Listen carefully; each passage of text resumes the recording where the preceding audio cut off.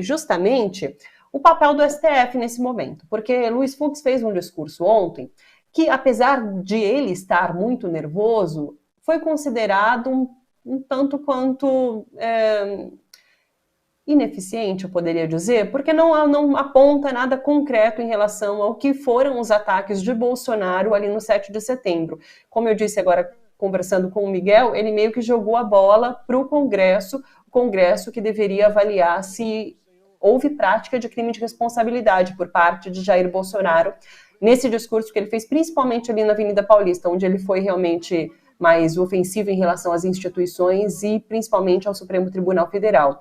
O que o Miguel Stedley, inclusive, nos fala agora, que é o correto a se fazer, que, de fato, o STF precisa jogar isso para o Congresso que teria essa responsabilidade de avaliar o crime de responsabilidade. No entanto, a gente sabe que Arthur Lira, mais cedo, também fez um discurso, e daí, assim, num tom super apaziguador, pacificador, inclusive parabenizando os bolsonaristas que foram às ruas com pautas antidemocráticas, né? Então, ele parabeniza esses brasileiros que foram às ruas e que defenderam, a gente sabe, por imagens, por placas, essas pautas antidemocráticas, como o fechamento do próprio Congresso, do STF, intervenção militar, destituição dos ministros do Supremo Tribunal Federal. Então, nesse discurso, o Arthur Lira já aponta que provavelmente não vai fazer essa investigação em relação a crimes de responsabilidade, bem como não vai abrir nenhum. Você sabe que ontem eu estava vendo que são 100 processos de impeachment, mas eu já ouvi rodando hoje que são mais de 200 processos de impeachment parados ali na mesa de Arthur Lira, que é o presidente da Câmara dos Deputados. 200 pedidos de impeachment, imagina só. E ele não sinaliza de forma alguma que vai dar encaminhamento para algum desses processos de impeachment, como era esperado nesse discurso, que ele acenasse para isso diante do que foi o discurso de Bolsonaro no 7 de setembro. Então, daqui a pouquinho, é claro que a gente vai falar sobre tudo isso com o Fernando Ideu, sobre ações concretas. Eu já li e vou repercutir com ele também a possibilidade de Bolsonaro responder por crime comum. Por quê? Porque, de acordo com, a Constituição, o Código Penal, ele teria cometido desobediência. Isso está previsto no artigo 330 do Código Penal. Mas daí o que teria que acontecer? O Procurador-Geral da República, que é Augusto Aras, foi reconduzido recentemente, teria que oferecer uma denúncia para iniciar esse rito de processamento lá no Supremo Tribunal Federal. E a gente sabe muito bem que Augusto Aras dificilmente vai oferecer uma denúncia nesse sentido ao Supremo Tribunal Federal. Além do que, já existem vários outros processos correndo no Supremo Tribunal Federal a partir daí, de fato, de encaminhamento de Augusto Aras. Vou questionar também o Fernando Ideu sobre isso, se algum desses processos que já estão no Supremo Tribunal Federal, que tem Bolsonaro como alvo, poderiam correr agora nesse momento, já que há essa prática de crime de responsabilidade por parte de Jair Bolsonaro. Tudo isso a gente conversa daqui a pouquinho. Vou trazer uma informação, inclusive, tem um manifesto que está sendo divulgado hoje, quinta-feira, são 28 subprocuradores gerais da República defendendo que as instituições ajam de forma firme e serena para refrear atentados contra a democracia. Subprocuradores gerais, vejam só, são pessoas que estão, na teoria, ali abaixo de Augusto Aras, que é o Procurador-Geral da República. Esse texto diz ainda que os atos antidemocráticos e golpistas de 7 de setembro, na verdade diz que esses atos foram antidemocráticos e golpistas no 7 de setembro, foram capitaneados pelo presidente Jair Bolsonaro e representaram uma triste demonstração de falta de apreço pelos valores democráticos. Então é interessante a gente observar, inclusive, como essa palavra golpista colou em Bolsonaro. A grande mídia também já usa esse nome para se referir a Bolsonaro, tá vendo? Esse é um manifesto de subprocuradores gerais da República e eles usam esse termo golpista para se referir a Jair Bolsonaro e a esses atos de 7 de setembro. Esses atos antidemocráticos, inclusive esse termo, atos antidemocráticos, também foi bastante usado para se referir ao 7 de setembro. Sobre a manifestação dos caminhoneiros, 5 estados ainda têm paralisação, bloqueios de caminhoneiros, mais daquele montante de 19 estados, agora só 5, então, tem essa paralisação. Os outros estados agora já têm os caminhoneiros desmobilizados. São dados esses do Ministério da Infraestrutura. Aliás, eu li agora um comentário super interessante de um repórter que está cobrindo Brasília, e ele entrevistou um caminhoneiro. O caminhoneiro falou assim: não, a gente não vai sair daqui porque a nossa pauta é a destituição dos ministros do Supremo Tribunal Federal. Até que isso aconteça, a gente não sai daqui. Ele estava lá em Brasília. E daí ele recebeu uma ligação. E daí, logo depois da ligação, ele disse assim: não, eu estou indo embora, assim, eu vou deixar agora Brasília. Ele falou assim: não, mas o que aconteceu? Não, minha esposa ligou e disse que agora já é hora de eu voltar. Eu achei super curioso, eu achei super engraçado esse relato desse jornalista que fez pelas redes sociais. Bom, eu já tenho agora o Fernando Ideu, tô achando, né? Fernando Ideu já tá aqui com a Jatá. Olá. Oi, Fernando, como você tá? Tudo bem? Tudo bem, Thalita? Boa tarde para você, para todo mundo que acompanha aqui a TVT. Prazerzaço estar aqui, especialmente falando depois do Miguel, que é um craque. Já aprendi muito com ele hoje. Eu sempre falo que é um prazer receber o Fernando aqui, que o Fernando explica direitinho pra gente esse mundo de Supremo Tribunal Federal e de Justiça. Pra gente que tem dificuldades como eu, o Fernando Ideu dá uma aula sempre. E eu quero começar entendendo o posicionamento de Luiz Fux ali no Supremo Tribunal Federal, de fato, Fernando, porque eu li algumas críticas em relação ao que ele apontou. De certa forma, ele parece ter jogado essa bola para o Congresso, né? Existiria alguma maneira de Luiz Fux e do Supremo Tribunal Federal agir de maneira mais concreta em relação ao que foi a atuação de Bolsonaro no 7 de setembro, Fernando? Bom, o discurso do ministro Fux me pareceu muito contundente, né? E eu acho que há um problema, digamos, estrutural, né, das vias que poderiam levar ao afastamento de Bolsonaro, que é, na minha percepção, e tenho dito muito isso, já falamos aqui algumas vezes, a concentração de poderes, praticamente poderes imperiais aí, no presidente da Câmara e no Procurador-Geral da República. Né? As duas vias mais imediatas que poderiam levar ao afastamento do Bolsonaro, que é pelo crime de responsabilidade o impeachment, já foram diversos. Bolsonaro comete reiteradamente crimes de responsabilidade desde o início do seu mandato. Né? Então não é nenhuma novidade, só vai se agravando, né? Só vai se escalando aí na prática desses crimes de responsabilidade. Mas isso encontra uma barreira inicial, que é o presidente da Câmara, Arthur Lira. Depende dele pautar o processo de impeachment. Me parece algo muito pouco democrático, né? Concentrar tantos poderes numa só figura. Mas essa barreira inicial é uma barreira constitucional que está posta. A outra barreira, pela outra via, que é de crimes comuns, o Miguel ressaltou a importância da CPI, de pleno acordo com ele, desde que a CPI esteja nos trilhos, né, esteja no caminho adequado, ela é capaz de produzir um material muito relevante sobre a conduta do presidente na pandemia, e isso pode levar, naturalmente, a caracterização dos crimes comuns que ele eventualmente tenha praticado. Só que a outra barreira posta aí, que é o Procurador-Geral da República. Depende dele oferecer a denúncia que depois, né, nos dois casos, passa por um segundo filtro, que é a Câmara dos Deputados, né, precisa de 2/3 da Câmara para aceitar, né, para receber a denúncia criminal e também para receber dar início aí, que vai ser julgado pelo Senado, que seria julgado pelo Senado no pedido de impeachment, depende desses 2/3 da Câmara. E o Miguel colocou muito bem, né, e eu também ouvi o Kassab falando hoje de manhã, que a percepção do Kassab, naturalmente, é muito importante, né, alguém que tem ali uma percepção política muito, muito real do que acontece ali, de que os 2/3 estariam aí cada vez mais próximos, né? Disse ele lá que estaria com 200 deputados, né? Ele precisa de pelo menos 170 e poucos, né, para ter um pouco mais de 1/3 que lhe resta para impedir esses dois caminhos. Então, me parece que essas duas vias encontram óbices em pessoas, né, individualizadas ali no presidente da Câmara, que depende dele para tocar inicialmente o impeachment, e do Procurador-Geral da República.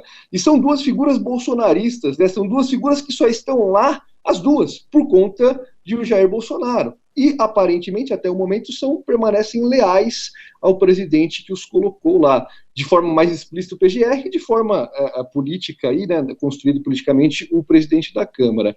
Por isso se mostra tão importante, tão relevante esse julgamento no Tribunal Superior Eleitoral. E lá no TSE existem ações aí que questionam a, a, a conduta, né, na eleição, que já era tempo, né, já estamos passando 3 anos, né, já devia ter sido julgado, inclusive a gente já falou muito que devia ter sido julgado lá atrás, né, logo no início. Está muito claro a rede de disparos de mensagem, de fake news, esse aparelhamento ilegal durante as eleições, né?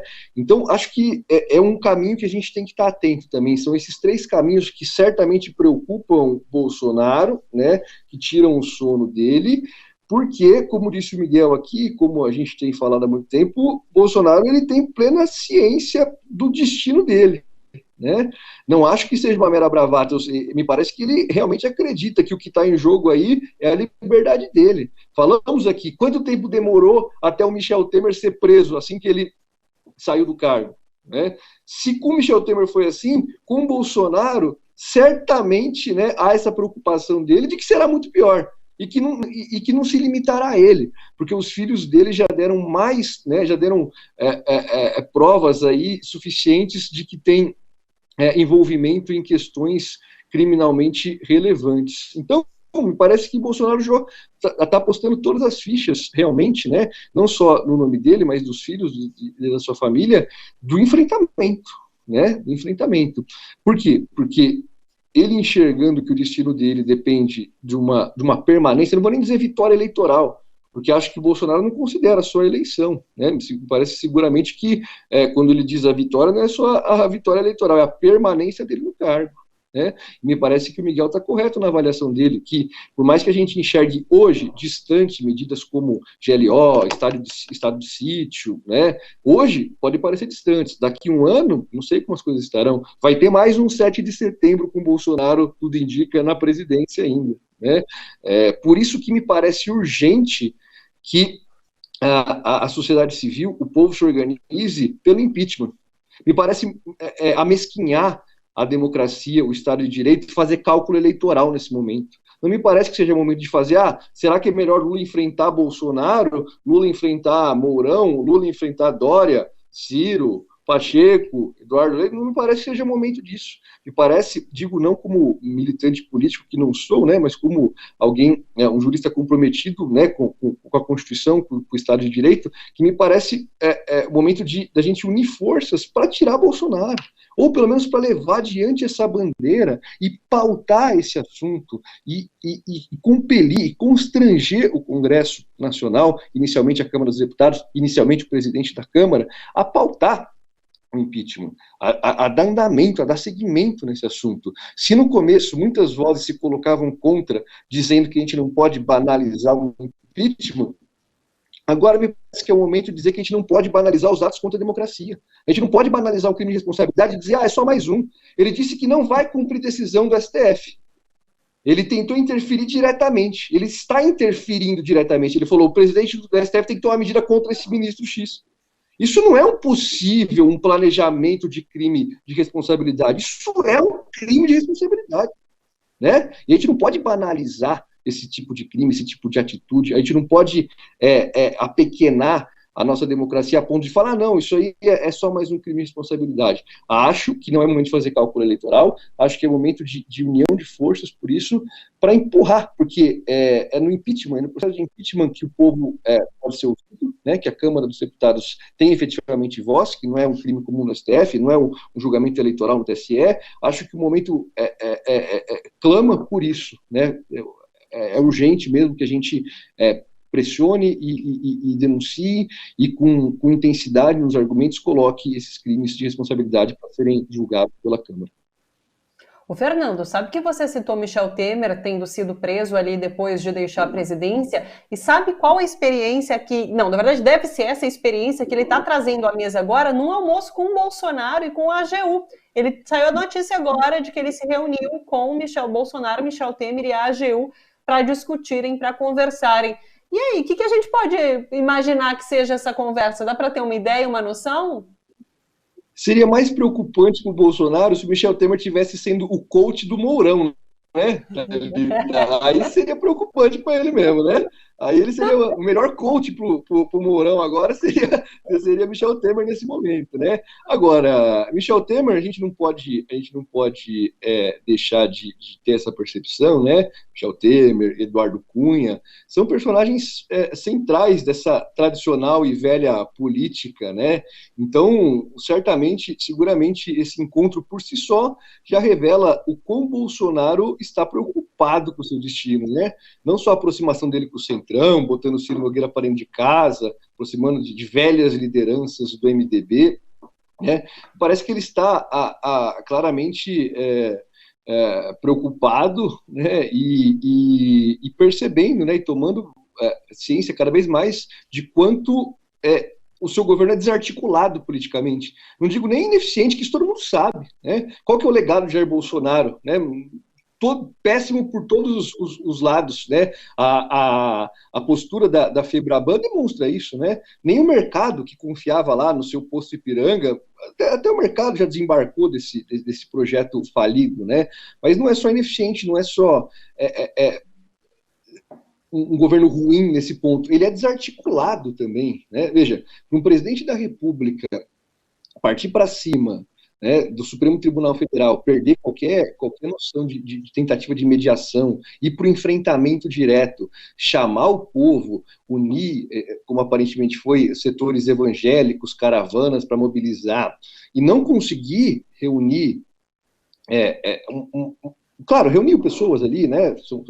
Não podemos dizer que foi algo totalmente relevante, mas foi muito distante do que se anunciou.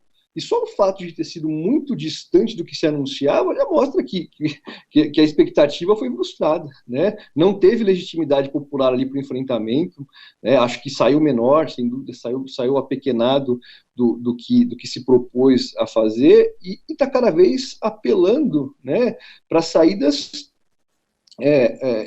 fora dos meios institucionais. E isso gera essas respostas, né, tanto jurídicas quanto políticas. Então, me parece que a tentativa de aproximar de Michel Temer e de outras lideranças aí é uma tentativa desesperada, né, aquele cara que está se afogando e se agarrando na primeira corda que aparece aí, e às vezes pode ser uma corda muito já desgastada e ruída, né, a ver aí os desdobramentos disso. Deixa eu trazer, inclusive, detalhes aqui dessa reunião. Olha só, tem uma apuração da TV Globo de que Bolsonaro não apenas convidou, mas enviou um avião da frota presidencial para buscar Temer em São Paulo. Daí, até agora há pouco, 3h30, Bolsonaro seguia reunido com Temer e com o advogado-geral da União, Bruno Bianco. Esse encontro não foi informado nas agendas oficiais divulgadas pelo Palácio do Planalto e pela AGU. Puxa vida, se eu não me engano, inclusive, Bolsonaro se reuniu com a AGU e com Flávio Bolsonaro quando o Flávio estava bem no foco das rachadinhas para discutir estratégias de defesa. E a gente tem agora Carlos Bolsonaro também como um foco de investigação, né, por conta de rachadinhas. Não sei, enfim, mas ele se reúne nesse momento com a AGU e com o Temer. Vamos ver o que vem a partir disso e, inclusive, ficar focado nesses acontecimentos políticos. Eu queria falar com você também sobre essa questão do Zé Trovão. Zé Trovão, que é esse chamado líderes de caminhoneiro, é um dos, né, a imprensa tem dito, é um dos líderes dos caminhoneiros. Ele está no México para ser preso. Ele, inclusive, fez um vídeo, né, dizendo que está ali no México e pode ser preso. Ele estava no alvo já por incitação desses atos, por financiamento desses atos, e ele seria extraditado, né, no caso do México. Você tem informações também sobre essa questão, Fernando? Com muito espanto, como de costume, né? Porque, veja, não dá para a gente levar a sério essas coisas, né? Olha o roteiro, olha esse roteiro, onde a gente veio parar, né? Com Sérgio Reis e Zé Trovão liderando a greve de caminhoneiros, né? Isso e o cara fugindo para o México, né? Enfim, eu acho que eu acompanhei aí o desenrolar das notícias, me parece que não há nenhum óbice, muito pelo contrário, né? Da extradição dele, ele realmente está com a prisão pedida aqui no Brasil. As autoridades mexicanas não têm outro caminho a seguir senão deportá-lo para ele ser processado e julgado aqui no Brasil por conta desses atos, né? Então, me parece que a rede aí tem sido desarticulada pela atuação do STF, né? O fluxo desse dinheiro, porque veja, é muito claro aí que essa organização que não foi algo espontâneo, essa ocupação de Brasília e de São Paulo no 7 de setembro, né? Muito antes já, os hotéis lá em Brasília estavam reservados, houve essa articulação com antecedência, né? Vídeos mostrando isso. Então, é preciso chegar, né, na origem de quem está financiando isso, né? De onde está vindo, quem está por trás desse tipo de organização, de onde está surgindo isso? Porque de duas uma, ou é dinheiro público... Oi. E nesse sentido, essa notícia crime que o Randolph Rodrigues apresentou no STF, que agora vai ter como relator, inclusive, a ministra Carmen Lúcia, poderia ser uma maneira de investigação do financiamento desses atos? Perfeitamente. E acho que é um caminho obrigatório, a gente precisa entender, né? Primeiro, me parece que tem claramente aí uma má versação do dinheiro público, né? Desse dinheiro que está sendo empregado para Bolsonaro se deslocar de Brasília para São Paulo, com uma mensagem, especialmente por isso, com uma mensagem antidemocrática, com uma mensagem que afronta as instituições. O presidente da República fazendo isso, para mim, isso é claramente aí um ato de improbidade, pela parte que é financiada pelo dinheiro público e pela parte que é financiada por grupos, por empresários. A gente precisa entender, né? Assim como eu dizia lá atrás, em 2013, que a gente precisava entender quem estava por trás do MBL. A gente precisa saber, porque isso é um poder, né? Tanto de reunir presencialmente, quanto por organizar essa milícia digital que dissemina cotidianamente fake news e mensagens de ódio. A gente precisa entender de onde está partindo os recursos para isso, né? É extremamente importante, seja para desarticular, não tem censura,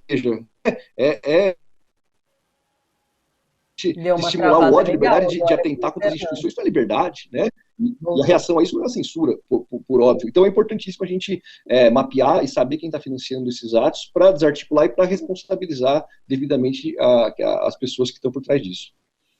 Ô, Fernando, muito obrigada mais uma vez por sempre nos atender, viu? Arranjar um tempinho aqui pra gente, para conversar com a gente, é sempre muito bacana, viu? Um beijo enorme para você, até uma próxima.